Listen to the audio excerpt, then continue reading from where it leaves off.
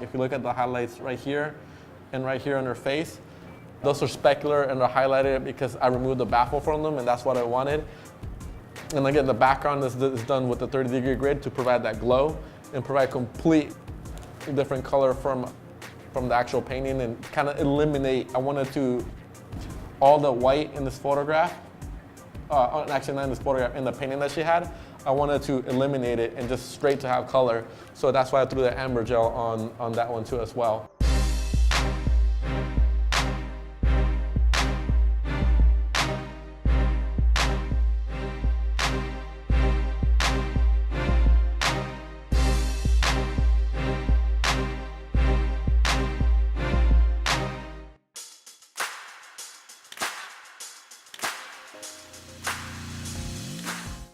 So this is one of my favorite portraits. This is of a fellow artist in the Bay Area that I know, Allison Hueman. She's absolutely super creative. I absolutely love her work and love working with her. One of the things when I first started out that I used to be worried about was kind of coming up with ideas or being creative.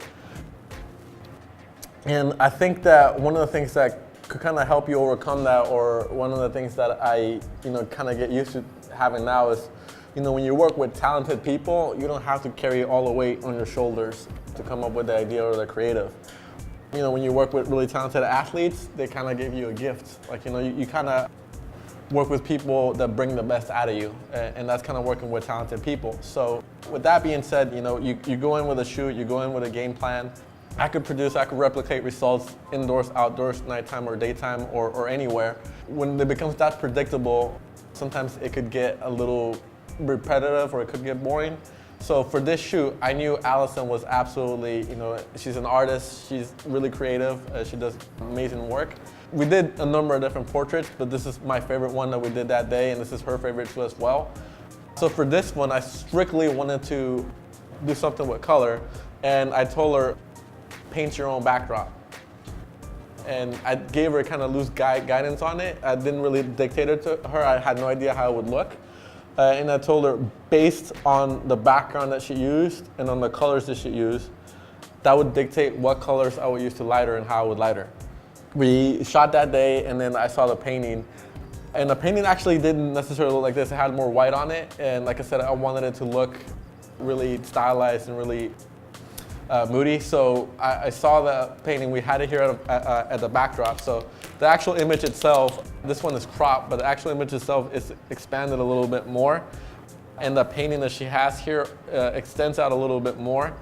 And it's actually on top of another painting here, which on the uncropped version, you could kind of see one painting here and this painting on top of it resting. But when I finished the image, I kind of cropped it in because it kind of pulls you in, and you can't really tell where she's at or what that background is. You can almost tell that it's a painting that looks like an explosion or something, or like it's a composite, but it's not. This is a direct painting that she did. And then based on the colors that she used, that strictly, I just used that, and I had no idea how the end result was going to look. And on the colors that she used, that dictated how I lit her in the front. So again, like for the process for this image, the first thing that I added, this is actually really started out simple. I have actually two Pro Photo that were D1s, 500 watt seconds each. So I had one on each side here, one D1 right here, and they had the Pro Photo like a strip box. And I didn't really want a soft light on it, I wanted more of a punchy hard light. So I took off the baffle in front of them. So essentially what I was doing, I was using the strip boxes kind of like flags to kind of like funnel the light and control it from spilling everywhere. So I had one D1 here, I had another one here on the side, right here. So this is the strip box. And both of them had no baffles on it. And I kind of saw how that looked. Her painting had a lot of white on it, and I didn't like how that looked because I wanted it to primarily be color. So I feathered them even more, so just it would hit her. And this one had I put a purple gel on this light right here, and that purple gel's throwing this light right here. And this one had a full CTB gel right here, which is kind of providing all the blue right here. You can kind of see the colors getting mixed, so the CTB gel was bouncing off of her and kind of throwing it on the edge right here, and then the same thing kind of with the blue, and you see both of them getting mixed. So when I did that, that one looked, it kind of looked okay. And on this one, I opted to light her first with those two rim lights, but it still wasn't moody and wasn't dark enough. So I added a light behind her. So literally there's a light behind her right here with a 30-degree grid. And that one I wanted to kind of throw crazy colors on her painting and kind of throw it out of whack. And this light behind her with the 30-degree grid had an amber gel. And that amber gel is kind of what's creating this warm kind of glow around her that you see. And then that's kind of getting mixed in with the purple right here and then the blue, and it kind of creates a nice color cast. So up to that point, everything was great, but she was still kind of falling dark right here. So what I did is I added another light. This is a 4-light setup. I added another light. I didn't have a softbox. I didn't have a beauty dish. Oftentimes what I find a lot of photographers is when they see someone else's setup, they'll blindly try to copy it. And you shouldn't necessarily do that, because like when you see someone's setup, a lot of times when I make a setup or I have it or I share it, it's based upon what I have available to me. It's based upon the limitations that I have from the shoot. It's based upon the limitations of the budgets or the time constraints on it. So I don't necessarily have all the gear or all the time that I need with the subject. So when that happens, you either have to have like an immense lighting setup, or you might have to cut corners, or you have to be flexible if you're being mobile. You might have to carry only like 3 lights instead of like 7 or so. On this one, I didn't have any more modifiers, but I love uplighting. I wanted to uplight her and throw this different color here. This is straight a green light because I'm lighting for impact. There's no reason for her to be uplit by a green light, but you can kind of see it is done with control here elegantly right here and right here on her face, on her arm. You can see it, and the way I did that without modifier is just a bare light right here. It's another Profoto D1, and that D1 is right here is bouncing off the concrete floor. And why did I do it like that? Because I had no other modifiers. If I had a beauty dish, I would have used a beauty dish with a grid on it and a sock and diffused it to get the light properly. If I would have had a softbox, I would have done that with a softbox, depending on the size that I could have gotten it, or the grid. But like, you can't sit there and make excuses and say, oh, I don't have this, I don't have that. You can't publish an excuse, you can't execute an excuse. You have to find a solution. My solution to that was to bounce the light from the floor. And then how do you control it when you're bouncing off the floor?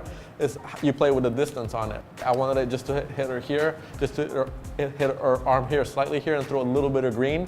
So you play with the distance. You have the light here, you bounce it here, you shoot it one time, and you see how how it affects her, and then you move it closer to her or further from her, depending on how you want it to affect your subject. My settings are ISO, again, always in portrait, I'm always at ISO 100 because I want a clean image and I want to strike out all the ambient light.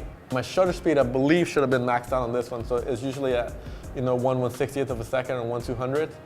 And on this one, I'm usually at f11 or f16, but on this one I went f8, which is usually, when I'm using strobes, for me, pretty open.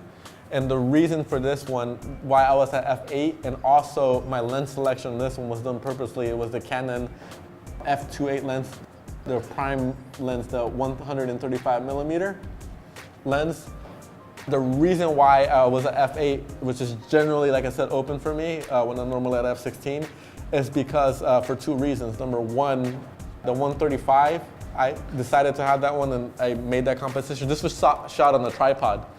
The reason why it was shot on the tripod is because I like to compose the image and then not think about it, and then just kind of work my lights and then add lights to it. And then the reason why it was done with a 135mm prime lens is because I wanted to compress the background and make her painting kind of stand out more and make it bigger than it actually looked. Painting itself was, it's pretty big, 4 foot by 6 foot, but it's not, relatively speaking, it's not that big for a backdrop. So to kind of use, visual optics with lens optics to make it bigger, you compress it by using a longer lens. And the reason why I was at f8, which again, that's pretty stopped down, but I was trying to shoot it as wide open as I could. Not super wide open, but open to try to blur out the background and abstract the painting a little bit. Because how do you photographically abstract something? To photographically abstract something, you either throw it out of focus, you overexpose it, or you underexpose it, or you use lens distortion. So for this one, I was trying to use lens compression and blur it out a little bit, which you could see the painting's actually blurred out. And the funny thing is, I actually went to visit Allison a few days ago, and I asked her about this backdrop. I'm like, hey, do you still have it? She's like, yeah, the camera's just actually right there, but I actually painted over it, and it looks better now. I was like, oh, okay, cool. I kind of welcome the unknown now. It's kind of like when you've proven yourself over and over again, and you could deliver. The unknown is actually something that's really exciting instead of something that's nerve-wracking. So again, this photograph, I had no idea how it was going to look, and it ended up being one of my favorite photographs. And I was excited to do it, and I'm actually excited to work with her again. I'll be working with her on another project in the coming weeks. So stay tuned.